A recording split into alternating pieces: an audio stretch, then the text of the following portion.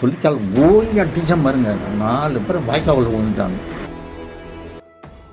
10-15 ஆள் போய் வாழை கொல்லை வெட்டி போட்டோம். மேற்க இருக்க பண்ணையோடு கூலி வாங்க போகிறதுக்கு டீ குடிச்சிட்டு இருக்கோம். அப்படி குடிக்கிட்டு இருக்கும்போது தெற்கேருந்து ஒரு டிராக்டர் வந்தது. அந்த டிராக்டரில் அடியால் இருந்திருக்காங்க, எங்களுக்கு தெரியல. நாங்கள்லாம் டீ வாங்கி ஆற்றிக்கிட்டு குடிச்சிக்கிட்டு இருக்கிறோம். இறங்குறவங்க பூரா அருவா கம்பு என்னென்ன வச்சுருந்தான்னு ஆயுதம் அத்தனையும் எடுத்து ஒரு 10-12 ஆள் இறங்கினவங்க வகையில் திடுக்குன்னு கடையில் பூந்து எல்லாரையும் அடிக்க ஆரம்பிச்சிட்டான். ஒன்றும் எங்கிட்ட ஆயுதம் இல்லை.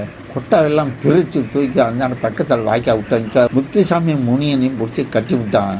சேப்பானுக்கு வெட்டு, சீனிவாசனுக்கு வெட்டுப்பட்டவனா நம்மளும் அப்படியே குந்தனா அவளை தூக்கிக்கிட்டு வடக்குதூருக்கு போயிட்டாங்க. நாங்கள் மீட்டுட்டு வந்துட்டோங்க.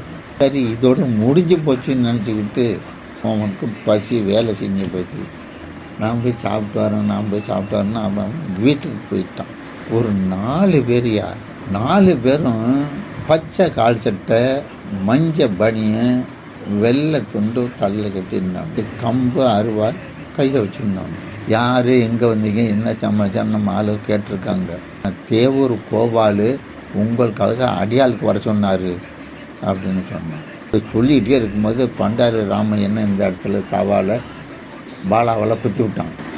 அப்போ குத்தும்போது நம்மளாக அவள் என்னமத்தில் அடிக்கிறான் பிடிக்கிறான் ஆடுறா அப்படின்னு வச்சுட்டு வந்தாங்கல்ல. நாங்கள் அடிக்கவும் முடியாதானோல்ல. நான் அப்படியே பாஞ்சு சொல்லித்தால் ஓங்கி அடிச்சேன் பாருங்க, 4 பேர் வாய்க்காவில் விழுந்துட்டாங்க. வாய்க்காவில் நான் விழுந்து ஒருத்தன் பிடிச்சி விட்டேன். பிடிச்சி கயிறாட்டு விட்டு கட்டி இப்படி உட்கார வச்சு கேட்கும்போது அவன் சொன்னான்,